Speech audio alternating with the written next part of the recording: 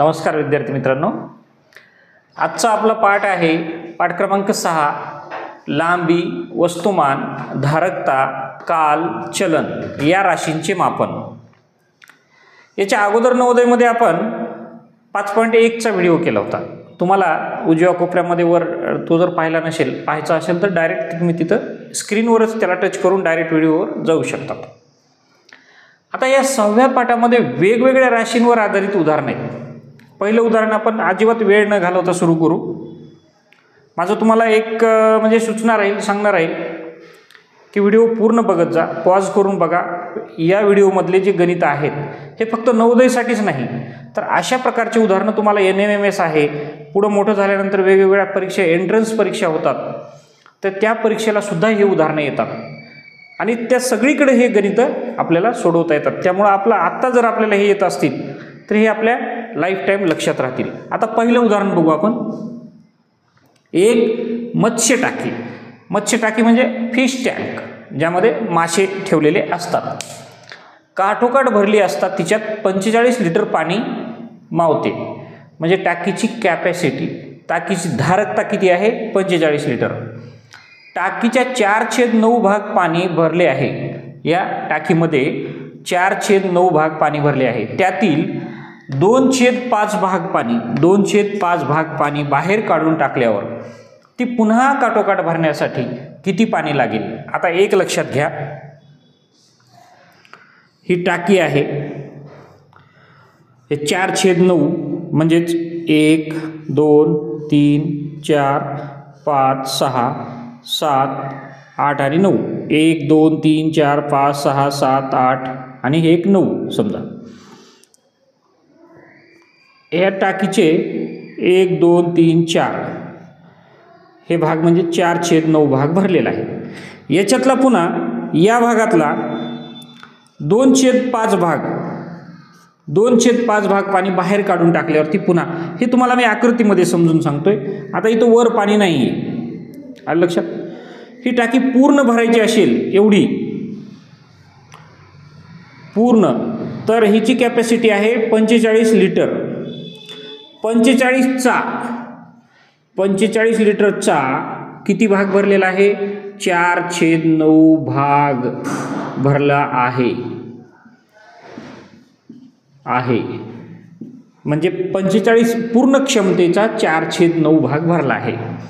आता आपण पदावली शिकताना एक शब्द प्रयोग आपण समजून घेतला होता, कंचे भागू बेव, म्हणजे चे 45 चा ची चे, म्हणजे 45 चे 4/9 म्हणजे 45 गुणिले 4/9। चे म्हणजे गुणाकाराचं चिन्ह, एक लक्षात ठेवायचं, अजिबात डोकं लावायचं नाही। चे म्हणजे गुणाकाराचं चिन्ह। या ठिकाणी आता हे अंश आहेत, हे छेद आहेत, मध्ये गुणाकार आहे। आपण इथं काटाकाटीचा भागाकार करू शकतो। अंशाला आणि छेदाला सारख्याच संख्येने भाग घालू शकतो। 9 × 9, वरच्या अंशाला भाग घातला, 9×5 = 45, म्हणजे 5 चोक 20 लिटर। पहा, 45चा 4/9 भाग भरला आहे, म्हणजे टाकीत 20 लिटर पाणी आहे। आता एवढ्या भागामध्ये 20 लिटर पाणी आहे। मग 20चा 2/5 भागी पाणी पुन्हा बाहेर काढून टाकले, म्हणजेच 20चे 2/5 भाग। मग तुम्हाला मी आत्ताच सांगितलं की चे आलं की गुणाकाराचं चिन्ह वापरायचं। मग 20चे म्हणजेच आता इथं चे डबल लिहायची आवश्यकता नाही, म्हणजे 20 गुणिले 2/5, इथं छेद काही नाही म्हणजे 1, हा काढायचा आपल्याला। अंशाला आणि छेदाला सारख्याच संख्येने भाग घालू। एकक स्थानी 5 आहे, 5 ने भाग जातो, 5 × 5 5 चोक 20, म्हणजे 4 दुनी 8 लिटर पाणी ह्याच्यातलं काढून टाकले। कशातलं? ह्या 20 लिटर भरलं होतं, 20 मधून पुन्हा 8 लिटर पाणी काढून टाकलं। 20 - 8 बरोबर किती राहिलं? 12 लिटर पाणी राहिले, पाणी आहे। आता टाकीमध्ये हे काढून टाकल्यानंतर 12 भरलं, बाहेर काढून टाकल्यावर 12 लिटर पाणी शिल्लक राहिले। त्यावेळी ती पुन्हा काठोकाठ भरायची आहे, आणि काठोकाठ भरण्यासाठी पाणी किती लागतं? 45 लिटर लागतं। पहा, म्हणजेच 45, मग 12 टाकायची गरज नाही, 45 - 12, 5 मधून 2 गेले, 3 राहिले, 4 मधून 1 गेले, 3 राहिले, 33 लिटर पाणी टाकी पुन्हा काठोकाठ भरण्यासाठी लागतं.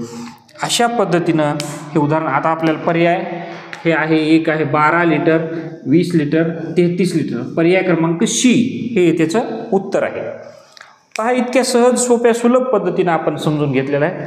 एकच लक्षात घ्यायचं, कोणत्याही संख्येचे, पूर्णांक संख्येचे चाची चे अपूर्णांक म्हटलं की गुणाकाराचं चिन्ह द्यायचं आणि ते उत्तर काढायचं.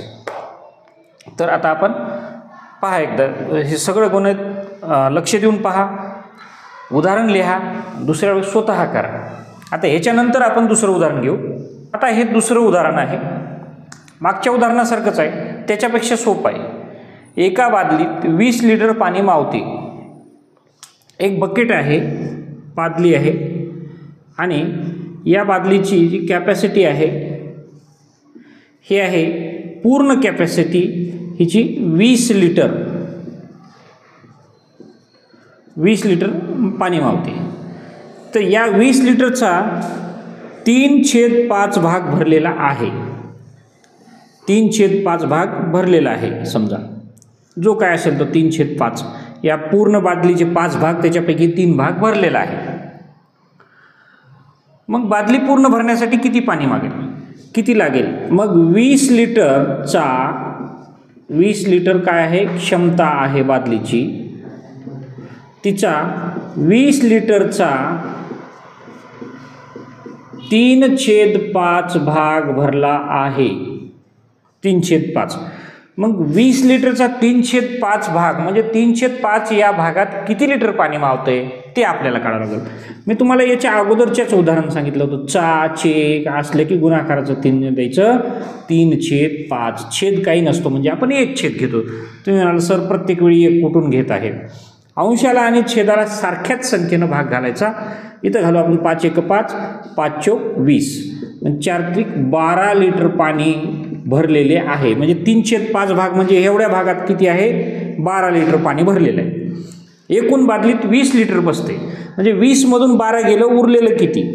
आता पहा, 12 लिटर पाणी आहे, एकूण क्षमता आहे 20 लिटरची, म्हणून 20 - 12 = 8 लिटर पाणी आणखीन मावते. पाणी भरण्यासाठी 8 लिटर पाणी लागेल. बाटली 12 लिटर, 10 लिटर, 8. पर्याय क्रमांक सी. इतके सोपे गणित आहे ते. 8 लिटर पाण्याची आवश्यकता आहे. आता याच्यानंतर आपण तिसरं उदाहरण घेऊया. खूप छान आहे, अगदी सोपं आहे. उदाहरणं 1, 2, 3, 4 ओळी उदाहरण झाल्यात, परंतु हेचं गणित इतकं सोपं आहे हे सोडवायला. पहा, 1250 1250 मीटर लांब असणारी एक आगगाडी. एक आगगाडी आहे.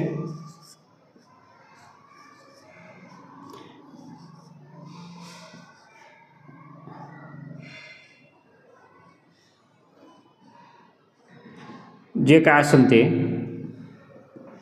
हिची लांबी आहे 1250 मीटर लांबी आहे. ही 2 मिनिटात 1 किमी अंतर कापते. हिचा वेग किती आहे? 2 मिनिटात 1 किलोमीटर अंतर चालते. जर ती स्थिर उभ्या असलेल्या आगगाडीला 4 मिनिटात ओलांडत असेल तर त्या उभ्या आगगाडीची लांबी किती? आता अजून एक आगगाडी उभी आहे. ही उभी आगगाडी समजा इकडं काढतो मी.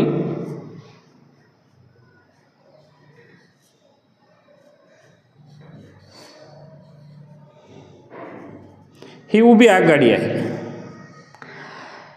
हिची लांबी आपल्याला काढायची आहे. ही आगगाडी जी आहे ही या उभ्या आगगाडीला लहान मोठी काय नाही, एक अंदाज घेऊन मी काढतोय. समजा जे काय असेल ते असं.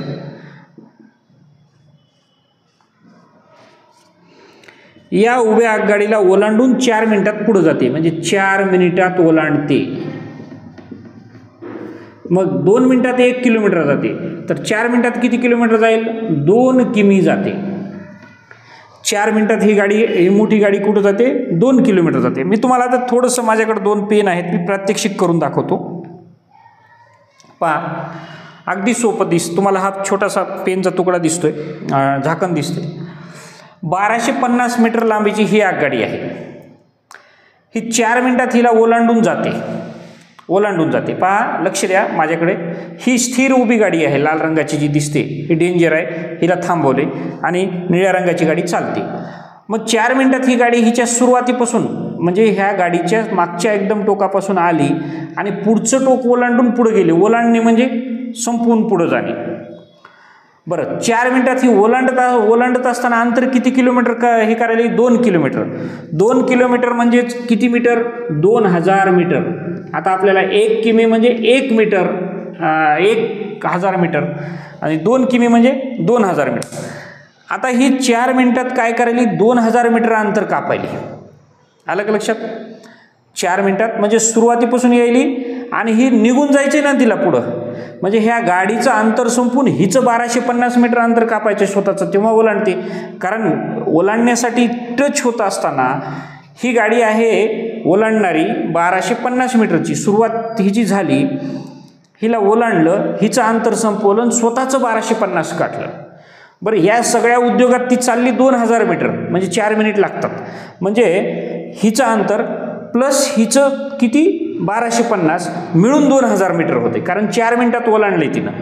ओलांडलं म्हणजे ती पुढे गेली, म्हणजे या गाडीला ओलांडून 1250 मीटर हिचे संपवलेत तिनं, ओलांडून गेली म्हणजे. आलं लक्षात?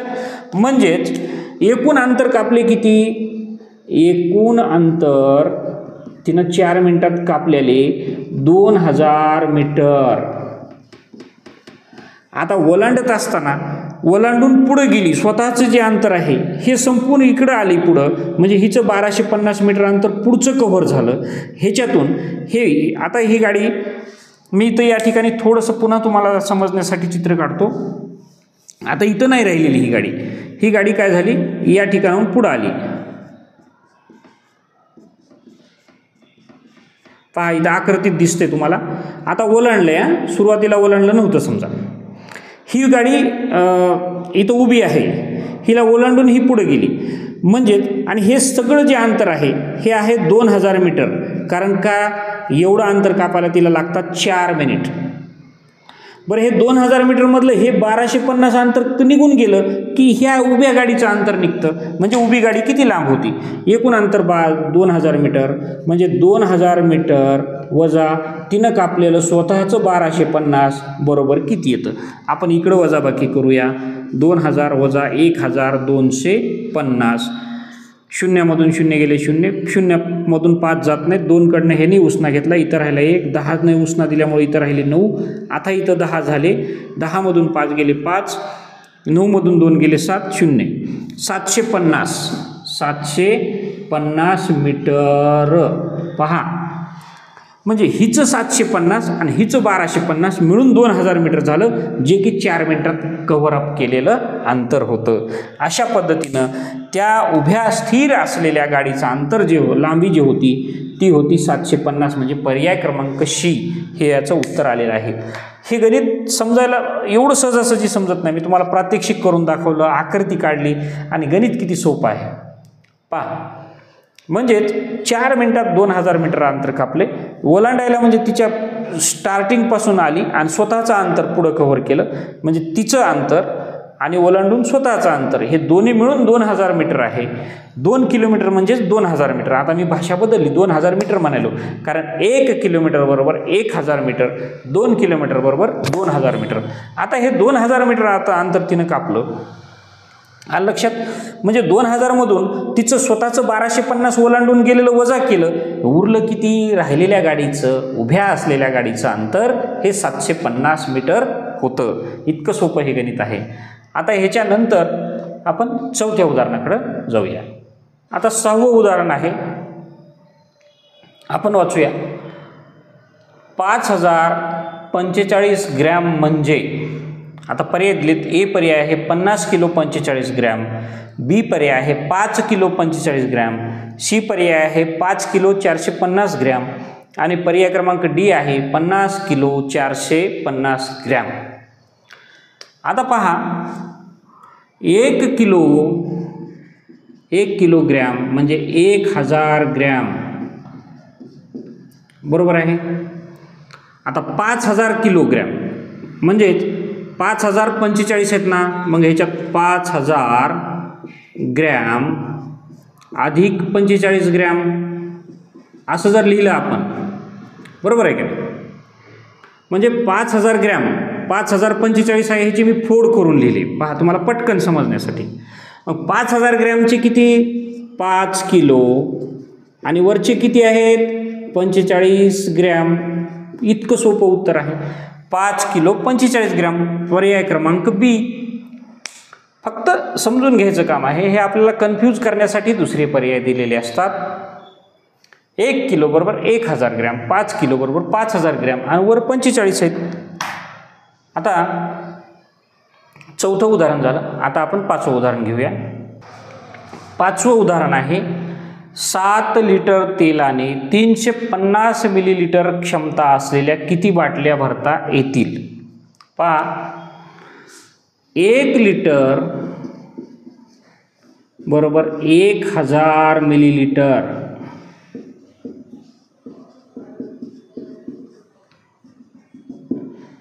1 लिटरमध्ये किती मिलीलिटर असतात 1000. आता 7 लिटर म्हणून 7 लिटर तेल म्हणजे 7000 मिलीलिटर तेल.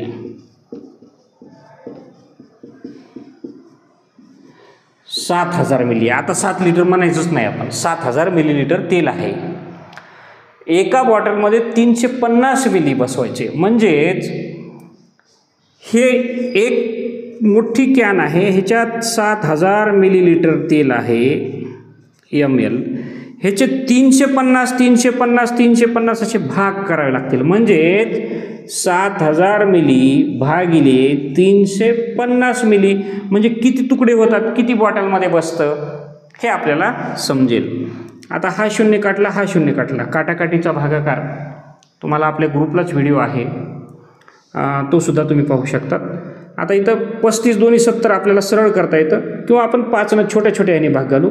एकक स्थानी 0 आहे आणि 5 आहे म्हणून 5 ने भाग घालला. 5 7 35, 5 1 5 उरले 2, 5 चौक 20, 0 0. आता वर आणि खाली 7 नच भाग घालू. 7 1 7, 7 2 14, 7 0 0 आलं 20. म्हणजे किती बॉटल भरता येतात अशा क्षमतेच्या, तर 20 बॉटल, 20 भाग होतात त्याचे, 20 बॉटल भरता येतात. हे इतकं सरळ. फक्त हे इथं हे करायचं आणि भागाकार करायचा. किंवा 7000 भागिले 350 आहे, हा शून्य कटला, हा शून्य कटला, 35 1 35, 35 दोन्ही 70, 20 सरळ येऊन जातं 20. कशाही प्रकारे तुम्ही करा.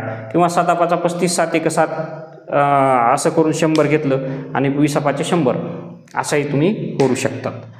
आता 5वं उदाहरण झालं. यानंतर 6वं उदाहरण आपण घेऊया. 6वं उदाहरण बघूया आपण. 6वं उदाहरण आहे 5 रुपयांच्या एका नाण्याचे वजन 9 ग्रॅम आहे.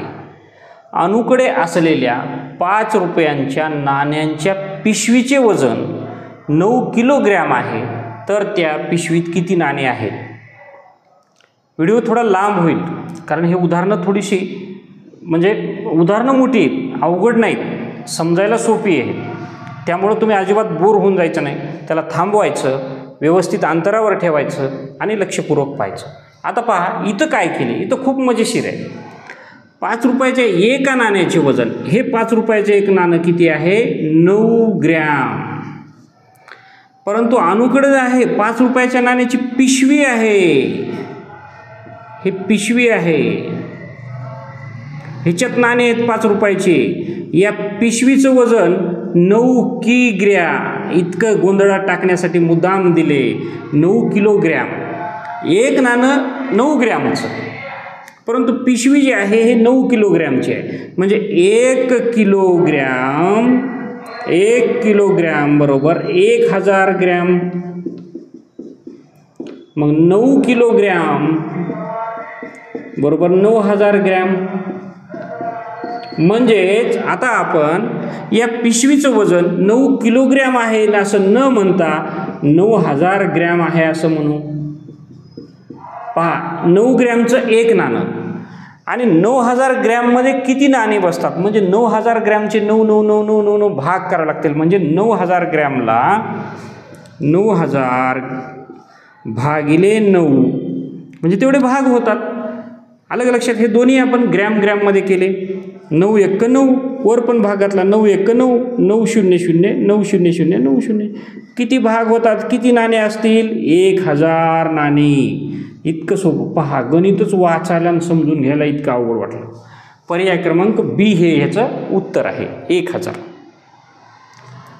म्हणून म्हणलं तुम्हाला थोडासा व्हिडिओ मोठा वाटेल, पण सगळे गणित आपल्याला एका व्हिडिओमध्ये संपवायचे.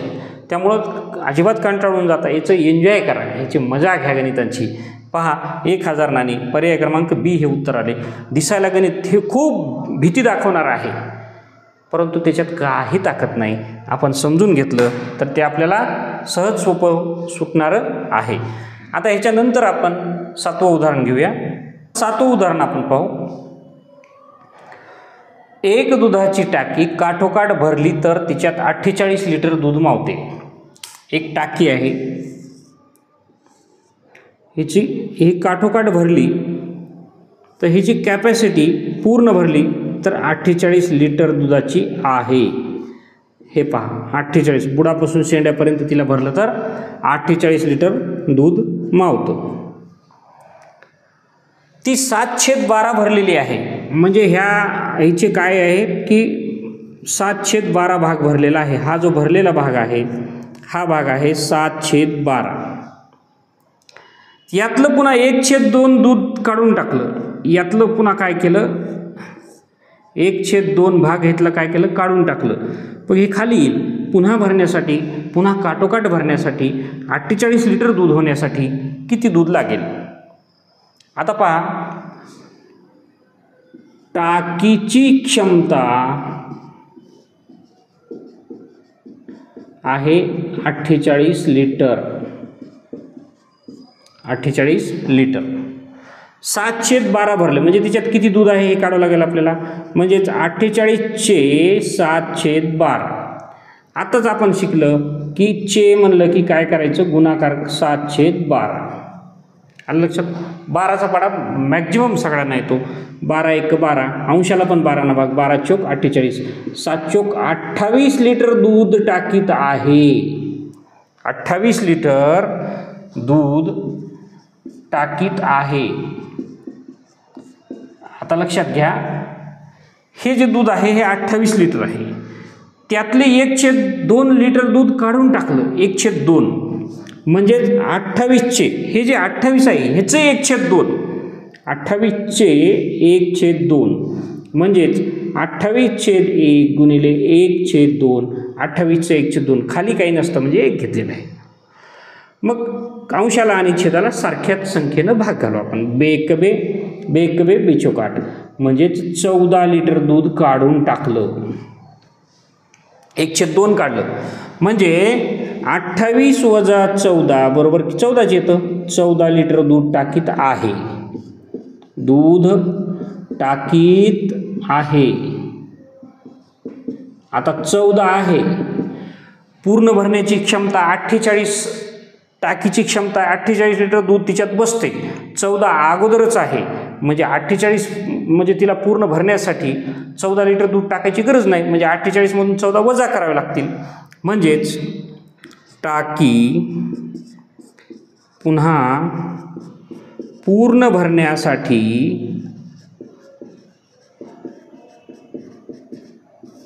काय करावं लागेल, 48 वजा 14. मग 8 मधून 4 गेले 4, 4 मधून 1 गेले 3, 34 लिटर दूध लागेल. पुन्हा भरण्यासाठी किती लिटर फूट आहे, 14 8. पर्याय क्रमांक सी, 34 लिटर दूध पुन्हा टाकावं लागेल. पहा, 7/12 म्हणजे 28 लिटर दूध होतं. त्याच्यातलं 1/2 म्हणजे 14 काढलं. हे 14 निघून गेलं, खाली राहिलं 14. आता तिला भरण्यासाठी हे 34 लिटर दूध पुन्हा टाकावं लागेल. म्हणजे 48 लिटर टाकी काठोकाठ भरेल. अशा पद्धतीनं हे 7वं उदाहरण आहे. तुम्हाला म्हणलं ना, उदाहरणं मोठी आहेत, परंतु एन्जॉय करत उदाहरणं सोडवा, रिलॅक्स होऊन उदाहरणं सोडवा, घाबरून अजिबात उदाहरणं सोडू नका. ह्याच्याकडं बघा, मी काय काय सांगतो, एक एक वाक्य मी तुम्हाला समजावं म्हणून हे लिहू देतोय. अलग लक्षात. ऑनलाईनमध्ये स्टडी करत असताना, ऑनलाईनमध्ये शिकत असताना ह्या गोष्टी आवश्यक आहेत. नाही समजलं थोडं पाठीमागं वाढायचं, ते उदाहरण पुन्हा बघायचं. तुम्हाला 10 वेळा समजून घ्यायचं असेल तर 10 वेळा एक उदाहरण तुम्ही ऐकू शकतात. आता आपण 8वं उदाहरण बघूया. आता 8वं उदाहरण आहे, एका फळाच्या दुकानात डझनला 40 रुपये दराने किंवा 1 केळे घेतल्यास 5 रुपये या दराने केळी विकल्या जातात. तर 99 केळी घ्यायच्यात, त्याला किती रुपये लागतील पहा. मग मुलं काय करतात, 5 रुपयाला 1 केळी आहे ना, 99 गुणिले 5 करून आपण मोकळे होतो. नाही, डझनभर घेतल्यावर स्वस्त पडतात ना. आपण बाहेरसुद्धा मोठ्या प्रमाणात एखादी वस्तू घेतली, आपल्याला काय होतं, स्वस्त पडतं. पण तो माणूस काय म्हणतो की जेवढ्या डझनमध्ये येतील तेवढ्याच 40 रुपये डझन, त्याच्यावर जे चिल्लर होतील ती केळी घेताना तुम्हाला 5 रुपयाला 1 केळी या दराने घ्याव्या लागतील. आता तुम्हाला गणित समजलं असेल. मग 99 केळी आहेत, या 99 केळीमध्ये किती डझन होतात, तर एका डझनमध्ये 12 असतात. 99 भागिले 12, 12 8 96, 12 9 108 होतात. मग 12 8 96. पहा 9मधून 6 गेले, 3 उरले. पहा 8 डझन केळी होतात, 8 डझन केळी होतात आणि 3 उरतात.